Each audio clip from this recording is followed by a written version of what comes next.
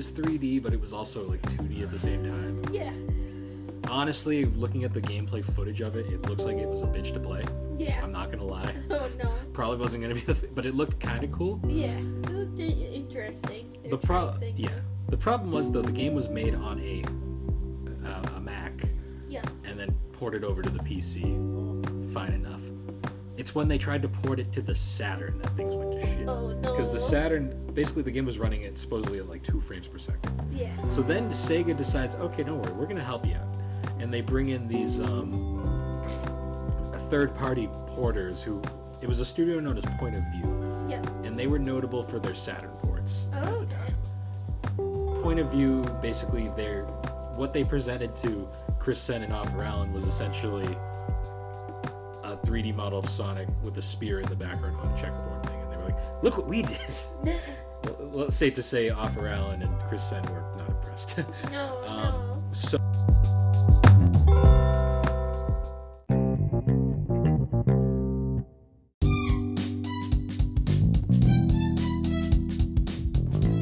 Hey guys, I'm Bill, also known as the Barbecue Games on Instagram.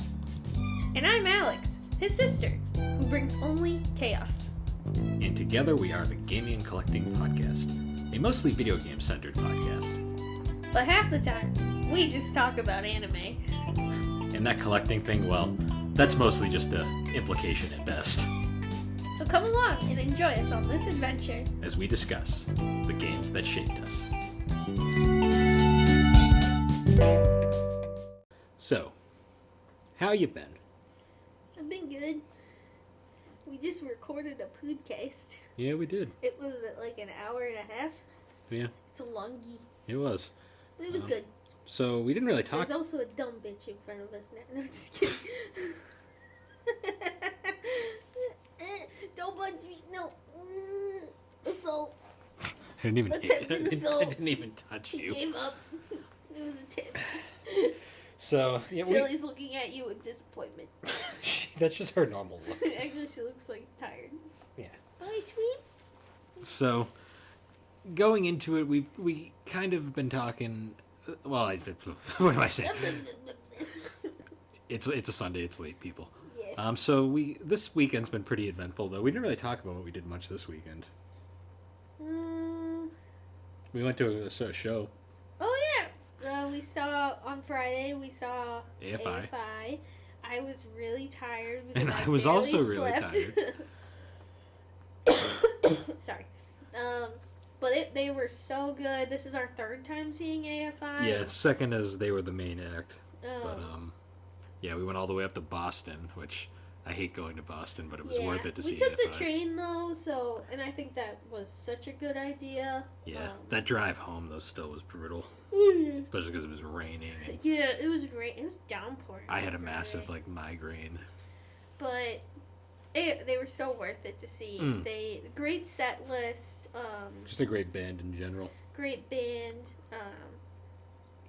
It was fun to just get out and do something fun. Totally would recommend seeing them live. Davey is such a performer. Davey is, that whole band is unreal. Like, oh yeah. How tight and solid they are. Oh yeah. But every song sounded like the record. Yeah, and the whole audience got super into it. Even besides the drunk girl. Yeah. We've noticed at concerts, we have a weird tendency to like attract the most fucking obnoxious fucking people. Also, like, I don't know, everyone can do them, but I'm like, if you record every single song at the concert, can you just, like, watch the concert and actually live through it? Like, I don't know, everyone's allowed to do them, but I'm just like, one or two I get it, but every single song, no one cares, no one's gonna watch your Snapchat story, no one's going to, I'm sorry, your Instagram story, no one's gonna watch it. Maybe they'll watch one clip and then they'll be like, okay, I don't want to see 50 more of these. I always say, like, it's your prerogative if you really want to watch a concert through your phone screen, but no one else does. Yeah, no one behind you does. They actually want to see the band. So, I don't know. That hot take. I snapped one photo really quick and then put my phone away because I didn't want to be a jackass. I didn't use my phone the whole time because I was just like, I just was enjoying it. Well, You had a better spot than I did. Like, I swear, like, I constantly had somebody in front of me who was being obnoxious. Yeah. Couldn't win. Yeah.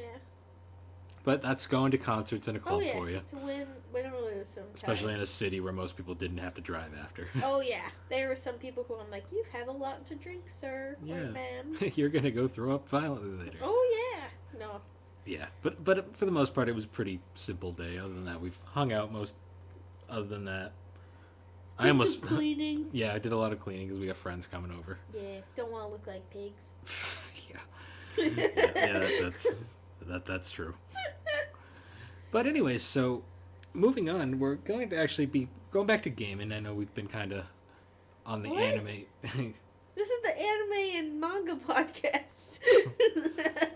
What are you talking about? We don't talk about gaming. Yeah. So anyways, we're going to get back to talking about gaming. It's been, I mean, it hasn't been that long. I mean, we did GameCube not too long ago, but... Yeah. For this episode, we're actually going to be talking about a pretty interesting... topic.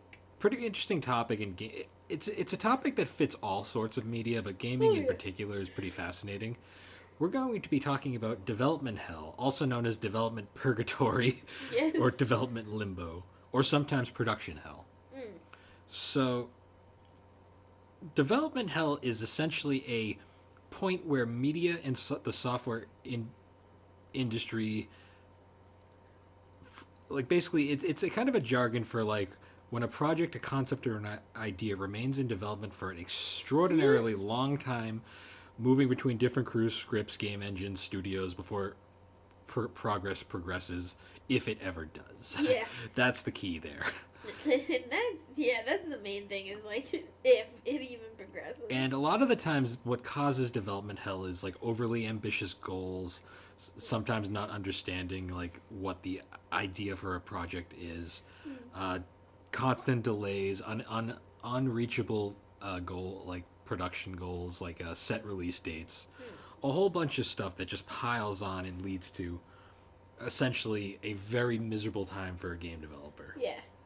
So, video game development hell in particular is pretty fascinating, and there's been a lot of stories over the years of games, like of running jokes. There's one that we'll be getting to, which is pretty much the running joke of the industry. But, well, the first one I really wanted to talk about was Sonic the Hedgehog Extreme. And that one never came out, right? No. Sonic Extreme is the infamous canceled Sega Saturn Sonic game. Yeah. So Sonic Extreme's backstory is very tragic and very long. The game originally began development after the completion of Sonic 3 and Knuckles. Yep. As the next main Sonic game. Originally, it began development as a Genesis title. So at this point, Sonic Team was active in the U.S. under the name Sega Technical Institute. Yep. After the completion of Sonic 3 and Knuckles, the Japanese half of Sega Technical Institute decided to move back to Japan, leaving behind the American side of the Sega Technical Institute, who had been known for making games like Comix Zone, The Ooze, Kid Chameleon. The Ooze. Some pretty, I wouldn't say the greatest games ever, but they were very technologically advanced and pretty fascinating for the time. All right. So their idea was they were going to make the next Sonic game. Yep. So they had a really hard time pitching what the next Sonic game was going to be. Like, there was a couple pitches, like one of them was literally like this like side-scrolling, like slow-paced like stealth game that was based around the Sat AM cartoon. Then there was also this like untitled like isometric looking thing.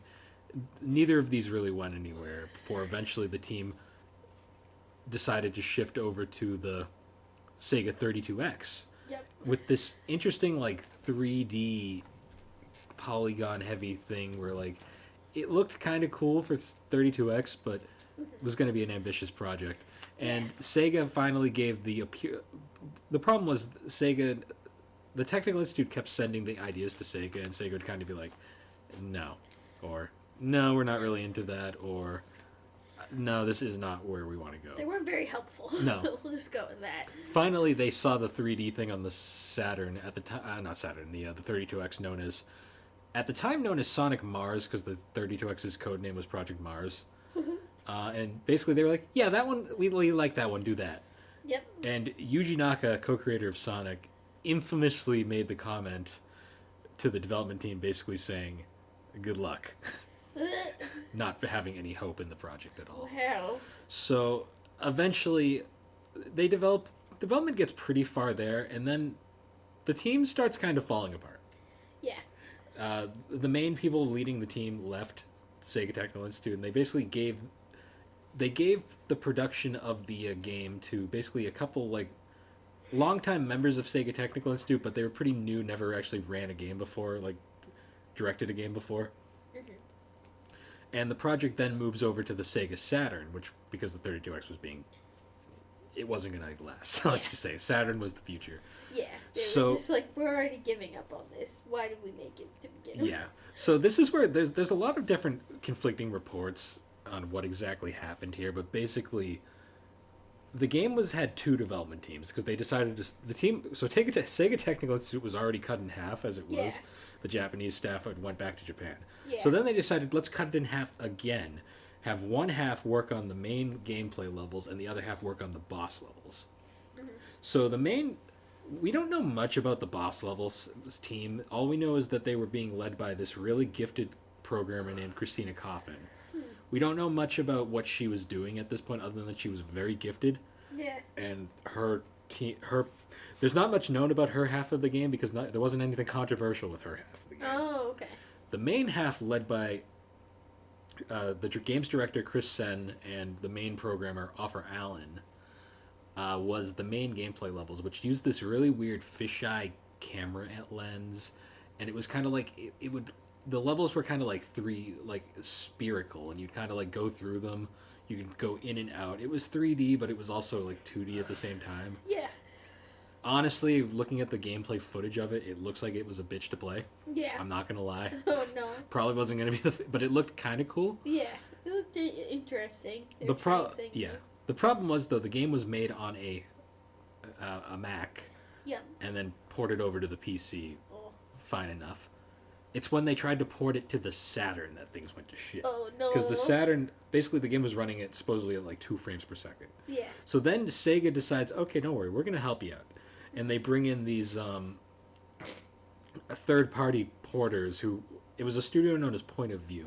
Yep. And they were notable for their Saturn ports at the okay. time. Point of View, basically, what they presented to Chris Sen and Offer Allen was essentially a 3D model of Sonic with a spear in the background on a checkerboard thing. And they were like, look what we did! Well, it's safe to say Offer Allen and Chris Sen were not impressed.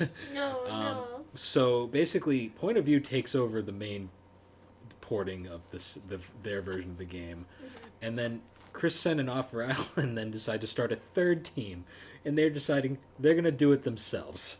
Oh, no. And then this is where things get really confusing.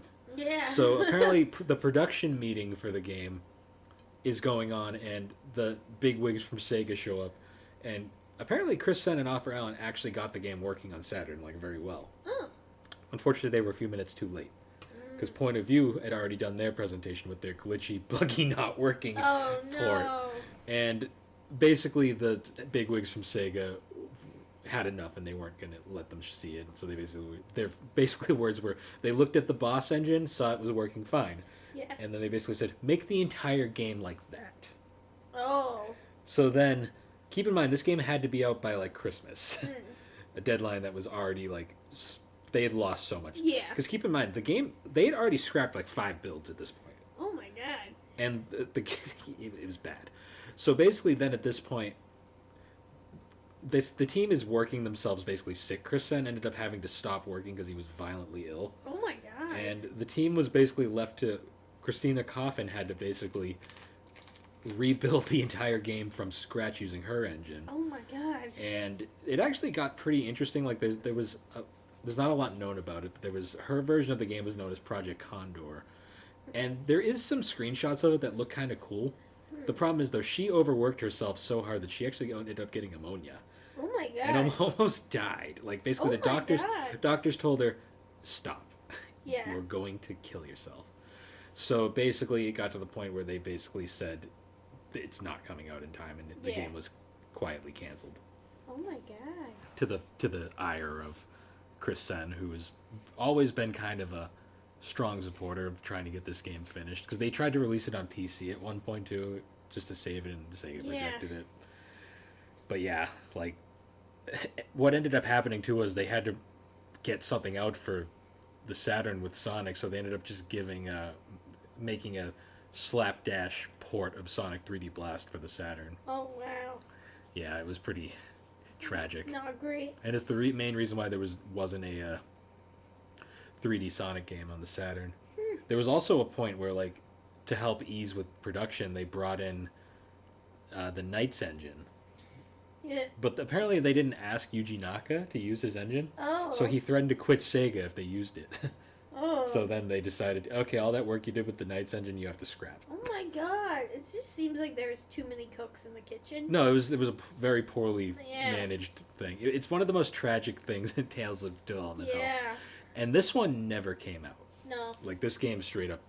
doesn't exist. There is a lot of, like, you can look up comprehensive backgrounds, like, of, like, everything that went into this game, and it is nuts.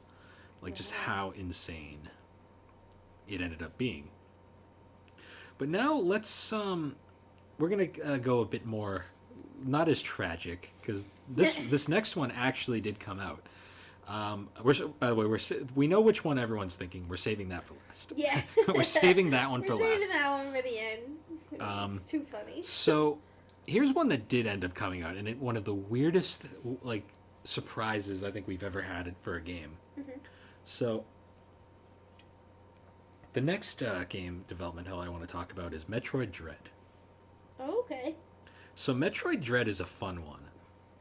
It was originally intended to be a sequel to Metroid Fusion, the 2002 GBA game, which at the time was also canonically the final game in the series from a canon standpoint. Not from games, obviously. There's been more since, but it was the end of the timeline.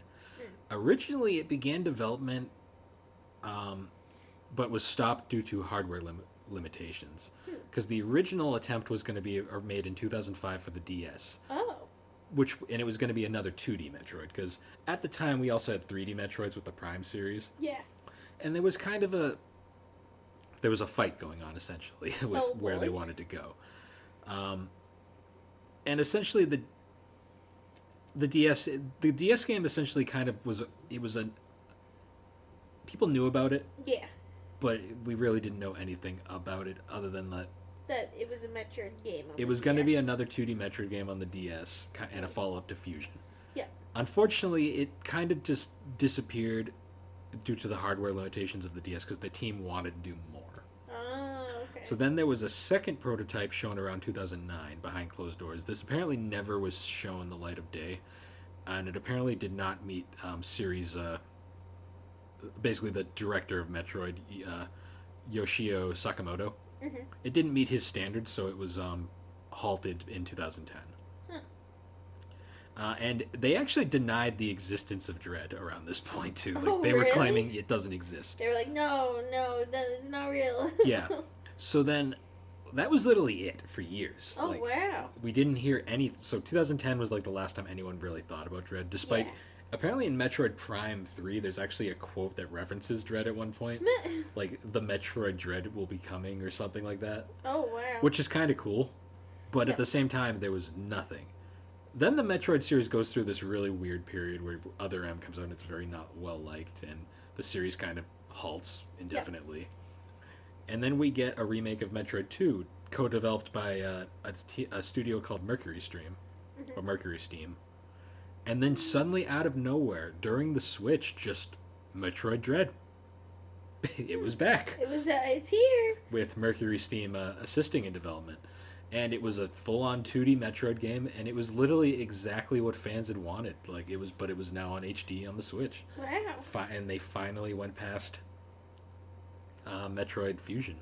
Wow. What's funny, though, is this game came out of nowhere.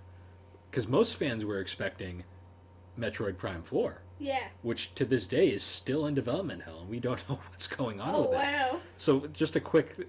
We don't know enough about Metroid Prime 4 to really even talk about it. Yeah. But I will say, it was announced to be in development, and initially they didn't say who was making it, because it initially wasn't being made by original Prime creator Retro Studios, Hmm. and then essentially the game, we stopped hearing about it. It was implied that Bandai Namco was making it, and then Yeah. at one point I guess Nintendo just said we're unhappy with the results, and then they just scrapped everything and gave the game to Wow. Retro Studios and said you guys make it, and we haven't Dang. heard anything since.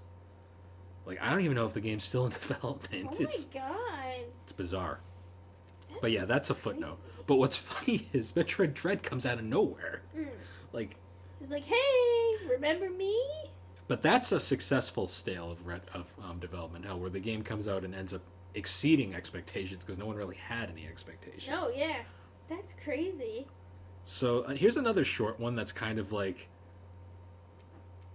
interesting: is Kirby's Return to Dreamland, Mm. which was the Wii return to form entry in the series. Okay. So this one, literally, we didn't know at the time, but this one like began development in 2000, immediately following Kirby 64 Crystal Shards. Oh, But it was not revealed till around 2005. And what? it was initially shown as a demo. It was shown a bunch of along. It was alongside a bunch of demo games, and it was like this like. It was originally gonna be a GameCube game, and it was kind of. It had that same 3D art style Yeah. that 64 had, only it was using GameCube Hmm. technology. But there was development issues, and they essentially canceled it quietly in the background Oh no. until around like 2011, where the game suddenly comes back on the Wii, Oh. and they followed the Super Mario Brothers, the new Super Mario Bros. Method, and had it be a 4-player co-op game. Oh. Okay. I'm not sure if it's really the same game, because I'm pretty sure the original version was fully canceled and they just made a new game later. Oh really? Yeah, so this one's a bit of a stretch. Yeah. But since then, like, the Kirby series has been. Apparently, some of the other scrapped, like, Kirby games that were shown about that period were later revisited as Kirby Star Allies and then the 3D Kirby and the Forgotten Lands. Huh. So, Nintendo always seems to bring these back. Nintendo has a very good filing system. Yeah, they Whatever do. hard drives they use to keep all this content, like it's interesting how they just keep everything in the Yeah. back burner, because you never know, you might be able to use it again, or at least the concepts. It's Mm. actually kind of cool when you think about it. It is. Um, So, nothing ever. I wonder how many things are like. To me, I wonder like how many things are like hidden in their filing cabinet, like of all these games. all these different companies. Because I'm like, sure there's like so many that we just never even heard of that there are is sitting a in lot there. of canceled video games out there in the world. Yeah, it'd be interesting to see. Like if you had an inside scoop or something, Mm. that's cool. I find that interesting. Like Mario 128, the tech demo that later supposedly became Pikmin. Yeah. But yeah, so to wrap, now we're gonna do one more Nintendo one before we move on to some other famous ones. Yeah. The tragic yet also successful tale of Mother 3. Ah. So Mother 3 is the third and final game in the Mother series, known over here as Earthbound, Yep. and it was the sequel to the 1994 Super Famicom game Mother 2. Mm-hmm. So Mother 3, so the Mother series is interesting because it's entirely. It is the brainchild of creator Shigesato Itoi, Yep. and it's like literally the only games he's more of a writer or a publisher, I guess. It's Oh, interesting. like he does more writing stuff. He's the only video games he's ever done are the Mother series, and this weird fishing game on the NES. Yeah, Don't the Mother games have like interesting stories though? they're very dark and very Yeah. compulsive. It was kind of like Persona before Persona in a way because it took place in a real world. A lot of them are based off of just things from Itoi's life, Yeah. Wow. like a lot of events, like a lot of tragic things and stuff. It's a really fascinating series in itself, and honestly, the series as a whole has always been known for development hell. Like Mother 2 itself almost didn't happen because basically Mother 2 wasn't a big development hell, but it was essentially they were struggling to develop the game, Yeah. and they ended up hiring HAL Laboratories and their lead programmer, a very young programmer named Satoru Iwata, a very, very, later the president of Nintendo, like one of the most well-liked people in the video game industry. Yeah. Master programmer, though. He basically came in and was like, all right, if we continue this way, this game's going to take forever to finish, or Yeah. I can restart from scratch and get it done in a year. And he reprogrammed the game by himself, basically, in a year. Wow. 'Cause the dude was on another level. Yeah. Like, he was one of the greatest Wow. programmers there ever was. Wow. But yeah, but going on to Mother 3 now. So Mother 3 was originally announced, well, originally it was intended to be another Super Nintendo RPG. Oh, really?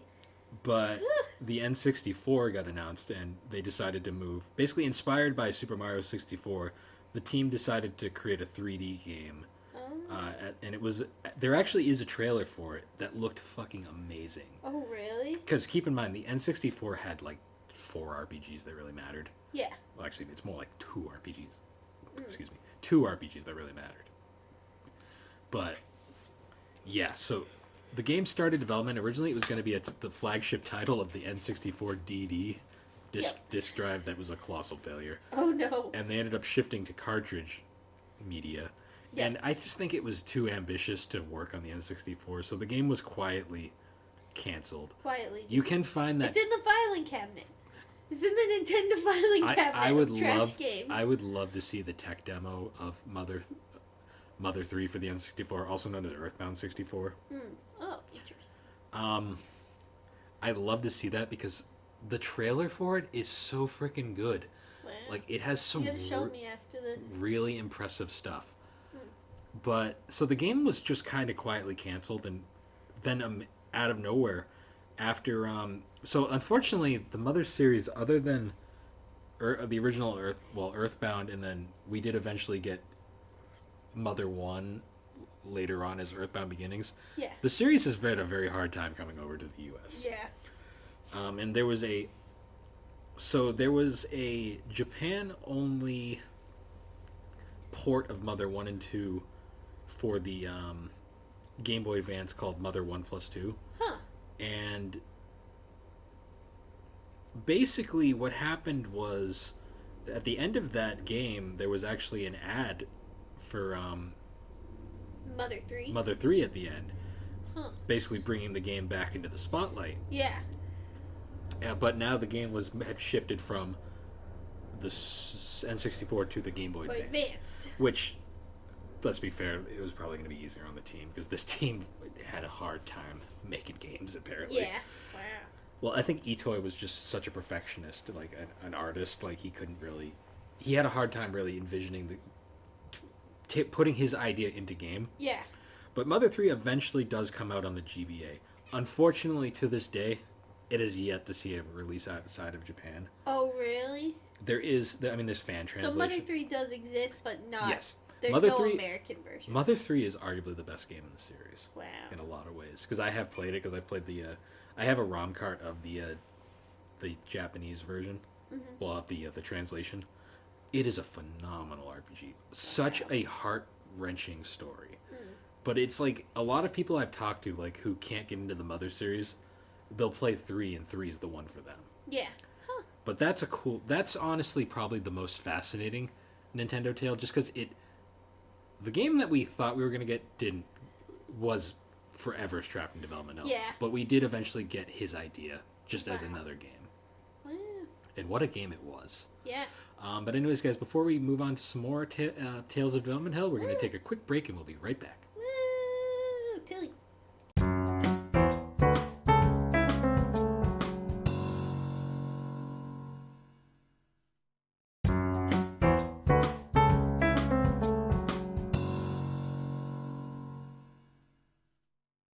And we're back.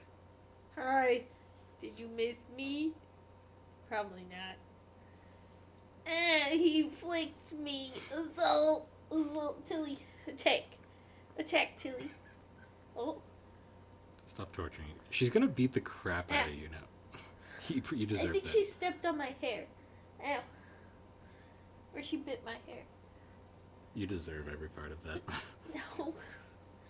Bill, look, she's here to see you. Give her a smooch. All right. Give her a smooch. Well, Give her one. hello, Miss Till. But anyways, so continuing on with Development Hell. Yes, what an intro. Yeah. So there's been a lot of other games that have kind of just existed over the years. Like, there was supposed to be a Castlevania game on the Dreamcast called Castlevania Resurrection. That completely just didn't happen. I think part of it had to do with just the fact that the Dreamcast also didn't happen. Yeah. Well, the Dreamcast had failed. A lot of times, too, like, games don't even really get, like, killed. They don't even get killed off because they were bad. It was more like the company just, like, freaking screwed them over. Like, a famous one was, like, Silent Hills. Where it was the long-awaited next entry in the Silent Hill franchise. That was, it was the one that was famously introduced with that playable teaser known as PT. Yeah. That was super popular, and then Konami had the falling out with Hideo Kojima.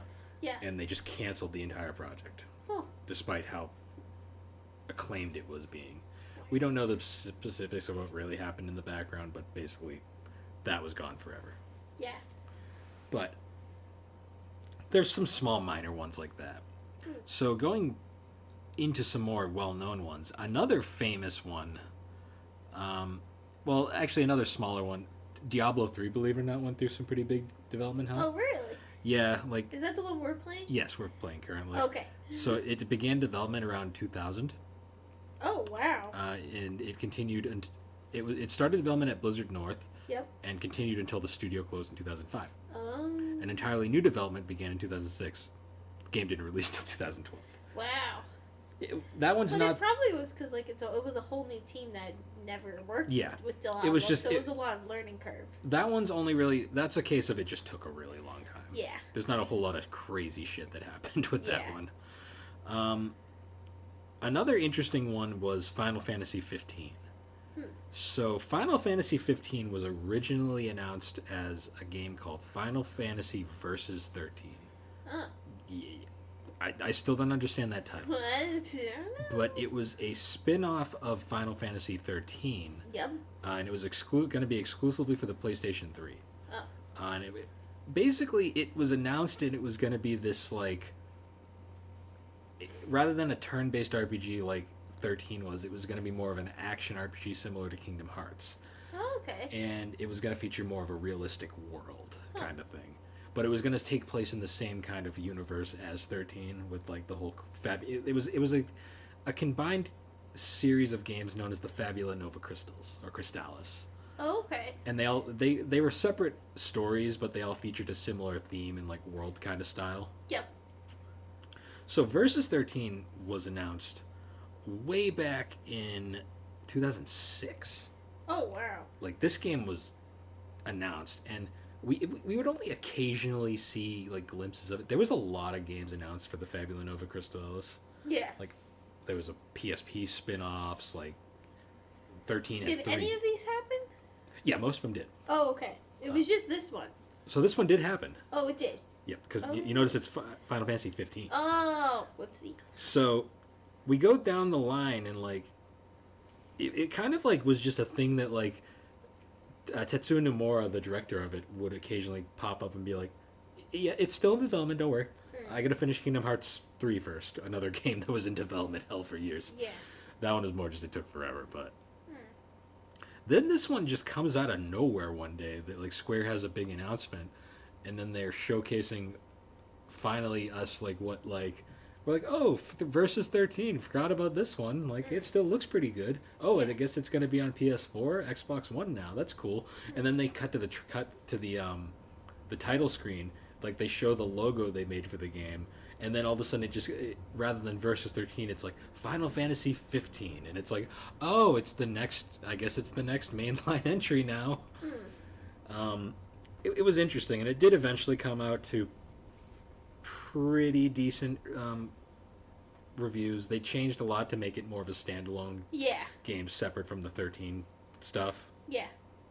I think, honestly, they just wanted to drop the 13 name because the 13 had a lot of bad stigma around it. That one was kind of cool. Like, I mean, I'm just glad it came out even though it took fucking forever. Yeah. Was there Final Fantasy 14?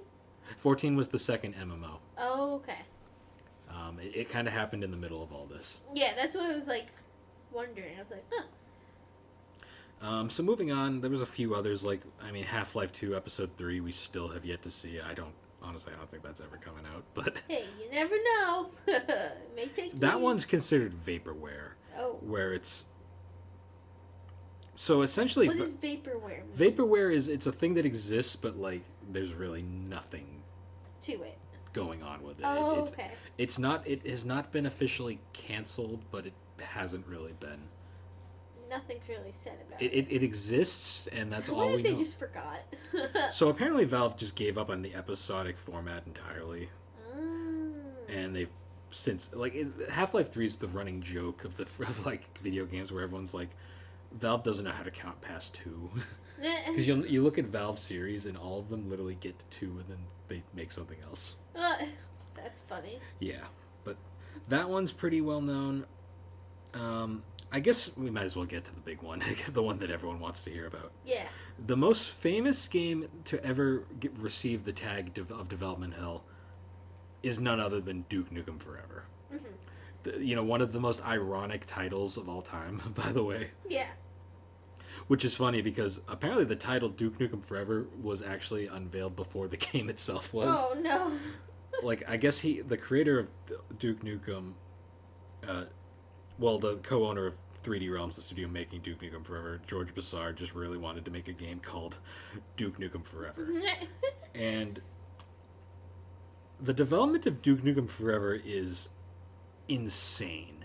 Yeah. So the game started development in 1996. Yeah. And it was basically implied to be a follow-up to Duke Nukem 3D, which was Okay. the series' most well-known entry at the time. Well, it was probably one of the biggest FPSs of that time. Mm-hmm. What's hilarious is in the span between when the game started development and when it eventually released, Yep. because this game did release, Oh, okay. despite the jokes, there was actually I think 5 or 6 spin-off games released in between. Oh, really? Yeah, Well, they made- had to keep the hype. Made by other teams. Well, they were released as holdovers, Yeah. so that fans would have something to play while they were waiting for this highly anticipated game. Yeah. So Can I just ask, was this a shit game? depends who you ask. Okay. So the game started development at 3D Realms, creators of Duke Nukem, Yep. and the game began development using. So here's the thing, George Broussard. Yep. He's an extreme perfectionist, and he was always trying to make the game better. Ah. So the game from 97 to 98 was originally developed on the Quake 2 engine. Yep. And there was so original Duke Nukem was built on an engine called the Build Engine. Yep. And the Build Engine wasn't a 3D engine, but it used very clever graphical techniques to appear as if it was 3D. Yeah. It was a cool technology for the time. Nice. The Quake 2 engine is a full-on 3D engine, a very impressive engine for the time. So development started on the Quake 2 engine, and basically they had to learn how to actually develop games using this engine because it was very different from the Build engine. Yeah. At the time. And at the same time too, publisher GT Interactive was very aggressively kind of like, we need updates, guys. You can't just not Yeah, you gotta say something. release this game.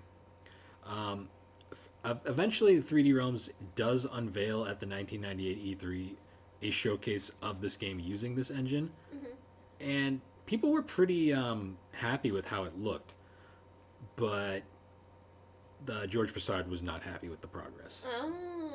So then, cut to 1998, the game decides to shift development from the Quake 2 engine to the Unreal Engine, which was Epic Games' game engine at the time, used to power at the time it was used to power Unreal Tournament, which was Yep. another very acclaimed first-person shooter. Nowadays, the Unreal Engine is an ongoing game engine that's used for multiple different projects. Wow. But the Unreal Engine was significantly more powerful than the Quake 2 engine. Yep. And keep in mind, we're at 1998 now. The game started in 96. It should have been out by now. Yeah.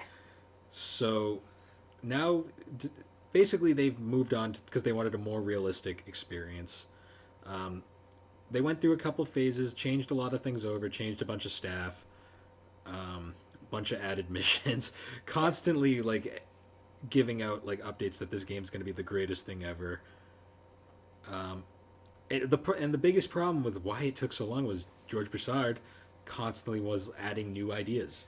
Oh, wow. The guy could not stop. My goodness. And it got to a point where they finally, 2001, showcase the new engine. Now, so this was after Infogrames Entertainment had purchased GT Interactive. So now they currently own the rights to... So this is where it gets confusing. Okay. Infogrames bought GT Interactive, who was the publisher of Duke Nukem at the time. Yep. The publishing rights for Duke Nukem Forever got passed over to the Gathering of Developers, which was an entity of different developers Okay. at the time, following the because when Infogrames bought out GT, it kind of canceled out the contract there. Oh, okay. So the Gathering of Developers eventually kind of folded and got absorbed into Take-Two Interactive, who Take-Two Interactive owns Rockstar Games and 2K Games. Ah, okay. So Take-Two kind of basically restructured. Basically, they inherited Duke Nukem Oh Forever no. at this point. 2001 shows up and we get another trailer of Duke Nukem. This one looks even more impressive for the time. Oh, okay. Pre-orders actually did go up, and some guy pre-ordered the game. Oh. But Then- you never got it, I'm assuming? Well, no, we'll get to that later. Okay. Then the game kind of disappears for a while. Oh. Bet that guy was pissed. No. We'll get to him. 2003 to 2006, the game went through massive conflicts between 3D Realms and Take-Two Interactive, because Take-Two was like, what the fuck, guys? Yeah. It's been how many years and you're still not out? Still not... It's like, people, keep in mind, at this point, Duke Nukem was one of the top first-person shooters at the time. There's already been like 5 games released Yeah. in this time period, including one that was actually supposed to be a prologue to Duke Nukem Forever, Oh no. for a build that no longer was around. Yeah. So Womp womp. at this point, Take-Two is like, what the fuck, guys? Like, Yeah. literally, Duke Nukem isn't even like the most famous FPS anymore. Now we got Halo, we got Half-Life, we've got Unreal, like all these other games which have blown it out of the water. Like, you really got to get this thing out. Yeah. And there was a ton of fights. Like, really, no real production really happened. Apparently, there was at one point they wanted to move over to the Doom 3 engine, which, of course, changing game engines again. No god. But that supposedly, I'm not sure, happened. And it got to the point where George Broussard basically made the point of, when it's done, it'll be out when it's done. It'll be wouldn't- done when it's done, and you'll wait as long as you need. And there was a ton of, like, they were going through so many employees by this point. Oh, I'm sure it Left must and have right. been like such a toxic work environment at that point. Yep. So then we get to 2007 to 2009. This shit is still going on. So this is the Yeah. final year. So this was announced in 1996 as a follow-up to Duke Nukem So 3. now we're at how many? So now we're in 2007, so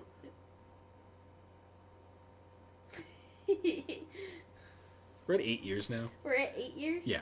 Wow. So 2007 to 2009, so this is going to be around 10 years of development. Yeah. There's more. Basically, people at 3D Realms are getting stressed, like strained to the limit. The whole company's kind of falling apart at this point because they literally funneled all their money into making this one game that just isn't coming out. 2007, they ended up releasing a trailer, showcased some graphics. The game is now HD all of a sudden. Oh. Because we keep in mind this was originally started on Quake 2 technology. Now we're into like next gen HD technology with the Unreal Engine. This is crazy. It keeps going too. It keeps going. And When it does got- it finally come out? We're getting there. You said it exists. I don't does believe exist. you. I think it's a figment of your No, imagination. no. at this It point. does come out. Oh, it God. gets crazier. So eventually, at this point, Take-Two eventually sues 3D Realms because, because they broken their contract how many times? Like the game was supposed. How much money has Take-Two funneled into this thing that's Oh, my- still not out? Yeah. All right. Fair. So basically, during this point, all the lawsuits. Eventually, in 2009, development gets suspended. Oh damn. Between 2009 and 2010, 3D Realms goes through massive layoffs. The entire Duke Nukem Forever staff got laid off in 2009. Wow. And more lawsuits happened. 3D Realms between 3D Realms Take-Two for the failure of basically it was for the failure to complete Duke Nukem Forever, citing $12 million paid damages to be paid to Infogrames of all people for publishing rights and a whole bunch of other stuff. There was restraining orders put out. Oh my god. It was bad. So then things get interesting. So you remember how I said 2009 the entire Duke Nukem Forever team got laid off from 3D Realms? Well, the game was mostly done. Like it was about like 70, like almost 80. It was almost there. It was like 80% complete.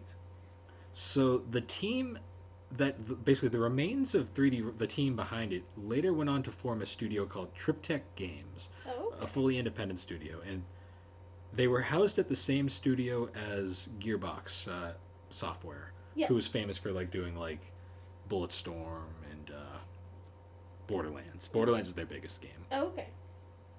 So Gearbox, they ended up being in the same building as Gearbox, and they kind of slowly, quietly, kind of just continued to develop the game. Behind no one knew about this. Everyone thought it was dead at this point. Oh. So after 3D Realms eventually ceased internal game development at the time, they actually approached Gearbox and asked if Gearbox would help Triptech finish the game. To which, so apparently the CEO of Gearbox, Randy Pitchford, actually worked on Duke Nukem 3D very briefly at one point. Oh, really? So it was kind of like he had this thought of like, we can't let Duke die. Yeah. So they ended up picking up the game, and they got help funding it via 2K Games, which is owned by Take-Two. Yeah. And essentially, Triptech and Gearbox finished it up. Triptech did most of the work. Gearbox kind of polished it together and cleaned everything up. Yeah. And then they hired Piranha Games to port it to 360 and PS3 and add some multiplayer to help raise sales. Yeah. So they basically 3D Realms was basically out of the picture by this point. They did most of the work. Yeah. Triptech. They're gone at this point. Yeah, they're completely out of it. Like George Broussard gone. They basically Triptech, Gearbox, and Piranha finished it up. Yeah. It got delayed one more time, believe it or not, but the game eventually did release in 2011. Oh my god. And at time, for a long time, it held the record for the longest period of development. So 14 years, 43 days. Oh my god. It has since been exceeded by, in 2022, by Beyond Good and Evil 2. Which is another game that's still currently in development. Oh my god. That one I don't know as much about because that one hasn't been nearly as covered. Talked about, yeah. Like, the press covered this game for how ridiculous it was. Oh my god. Fun fact, that guy who pre-ordered it did actually get the game with, like, a whole special bonus package and everything. Oh, really? Okay, yeah. Good. Because that would be horrible. He did get the game eventually.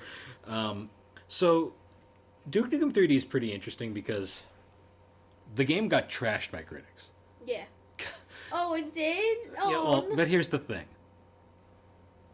Duke Nukem fans who played it loved it because it was literally the game.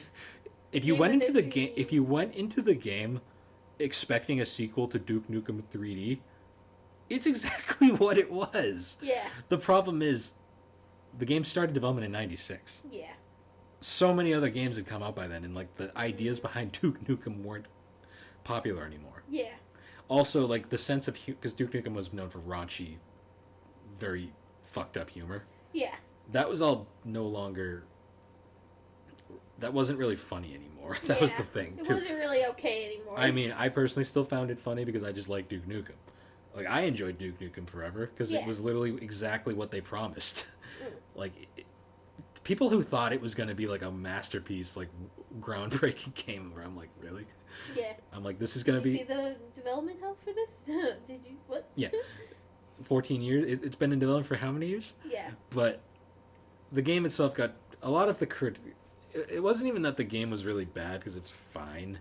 It was mostly at the dated design and the quote unquote offensive humor, which I mean, it's like you're playing a Duke Nukem game. What did you expect? Yeah. I mean, Like, yeah, what it's are you doing? yeah, it's offensive, but I mean, it was offensive in the 90s. I mean, Yeah. the times changed. That's all I can say. But it did come out, Yeah. and now the running joke is it's not even like that game anymore. They took forever. Oh my god. It's a funny tale though of just like development hell is fascinating. Oh yeah. Like because it's a lot of times it's egos and just egomaniacs that No, a lot of the times it isn't even related necessarily to like the games itself. It's more just it's the people behind them and like unreal expectations, constant developer change. Just well, I mean, there's like that big joke of like that Yandere simulator. oh yeah, game that's a that like I don't even think it's to this day. I don't even think it's out, and it's been how many years? And like, the funniest part about that is that he literally had a company willing to willing finish to it for help him. him, and like he was just such a pain in the ass to work with that it just didn't like they were like, all right, never mind. He bye." also couldn't take criticism at all. Oh my god! And I think that's a big thing too, is the criticism aspect. Because he's an indie developer. I mean, well, I actually read a funny post. I'm like, does it even count as development hell? Because it doesn't even seem like it's being developed. Not anymore, anyways. Oh, did he cancel it finally? I don't know.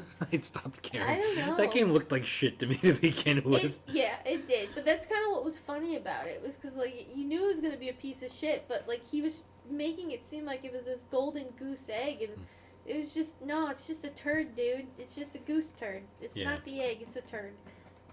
I mean, in a lot of ways, like there's a lot of games that kind of like see development hell's funny because a lot of games go through it, Oh yeah. but not all of them get the fucking attention that like Duke Nukem Forever yeah. does. Well, Like it's just crazy how many years. Like I mean, even like development hell doesn't have to take forever. Like sometimes a game can go through like a fucking disastrous development and come out in like the I time was born the year Duke Nukem. started. Yeah, Duke Nukem started. but it's funny because then there's also like your cat's being a psychopath over there. She does that sometimes. But there's other games like Spyro Enter the Dragonfly that was like that game came out when it was supposed to, but it was a freaking dumpster fire because development was so insane. Yeah. Or Sonic 06, another game that had a freaking shit development cycle. Sonic 06. It's not, but the funniest one, like stuff like Duke Nukem and like Metroid Dread or like Mother 3 are like the ones that fascinate me the most because there's so much what could have been. Like honestly, I really wish that 2001 build of Duke Nukem Forever came out because that game looked awesome. Yeah. Like I honestly think that should have been the version because I feel like it would have been so much better received. That's the problem though. It's just hindsight's 2020 in a lot of ways. Yeah. But yeah, this is a bit of a quick kind of like rundown of development hell. And, It was interesting to talk about though because I feel like there's a lot that enter, development hell, and you wouldn't really know. Like I'd never heard that story because Duke Nukem isn't a game that I would play. No. So I never knew anything about this, and like, what a tale! Like, like there's definitely better people. There's definitely better explanations of it out there. Like I'd say the one I'd recommend anyone to check out is look up Matt McMuscle's his video, his What Happened series. He did a whole episode on Duke Nukem Forever that is very comprehensive and very explains this story very well. It's definitely a ride. That's what I'll say. wow. But yeah, so before we wrap this one up, though, I do want to announce that our next episode, as Alex's cat, She just sprinted up the stairs. but I anyways, can't wait to listen back to hear all that shit in the background. yeah. but anyways, guys, our next episode is actually our 100th episode, and we're going to be doing a special Q&A. So I'll be sending out a message. I'll probably have already sent this message out way before this actually airs. But Yeah. any questions, just submit them. We'll do a post on Twitter, Instagram, all the stuff, Yeah. Discord, and just post your questions, and we'll try and fit them in the episode. Yeah. Even though I feel like it'll already be recorded by the time this comes Yeah, out. probably. But anyways, guys, once again, thanks for joining us. The Gaming and Collecting Podcast, you can find it on all the major podcasting platforms, particularly Apple Podcast and Spotify. You can follow us on Twitter, Instagram, and Good Pods. If Twitter still exists by that point, who knows? Yeah. But anyways, guys, we will see you all next time, and thanks again for watching.